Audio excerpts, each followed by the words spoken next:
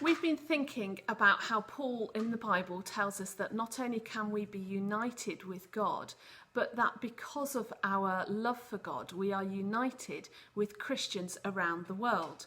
Paul uses a beautiful way of describing the body of Christians who exist in the world as being the church. Now, that might puzzle some of you. The church is a big building, isn't it? It isn't people. But actually, Paul says the building is just a building. The church are the people that are inside it. You might have seen this cartoon recently. I quite like this. It says, if you can read it, the building is closed, but the church is open. Because at the moment our physical church buildings are closed. We can't go to them. But that doesn't mean that our church doesn't exist anymore, because our church is made up of wonderful people. So we're going to make a craft today to help us to think about all the wonderful people in our church.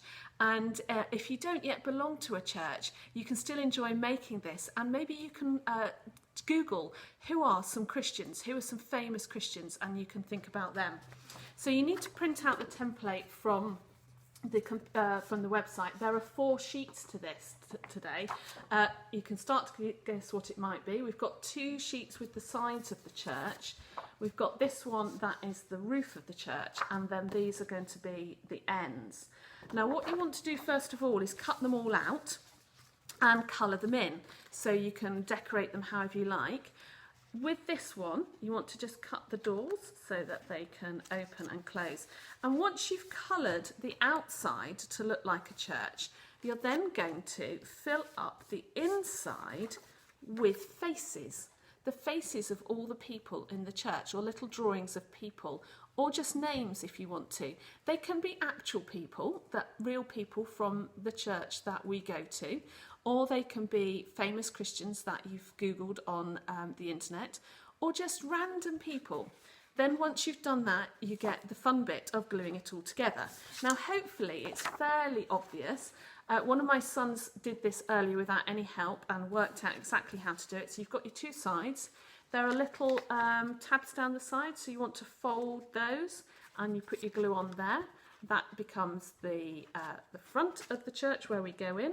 You've got your roof that folds along the middle.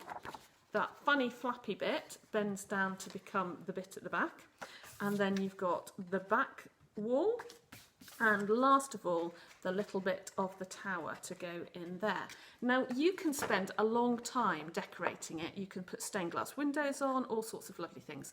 I decorated mine just very quickly, but you can get an idea of what we're creating here. This is our physical church, not architecturally accurate, I know. You can adapt it if you want to make it more accurate. But the fun thing is when you open the doors, can you see all the people inside our church?